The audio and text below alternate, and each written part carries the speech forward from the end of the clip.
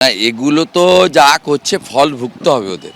একটা সময় উনি বিরোধী নেত্রী ছিলেন, আগামী দিনে বিরোধী দল হবে কিনা জানি না, ক্ষমতায় থাকবেন না। যে নজিরগুলো গড়ে তুলছেন এর কুপ্রভাব রাজনৈতিক দলের কর্মসূচি করার যে স্বাধীনতা যা আমাদের ভারতের সংবিধান দিয়ে গেছে তার উপর সরাসরি কিন্তু প্রভাব পড়বে।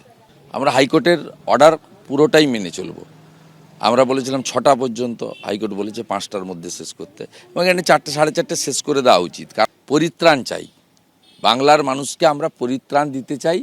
2011-তে আমারও অন্যতম ভূমিকা ছিল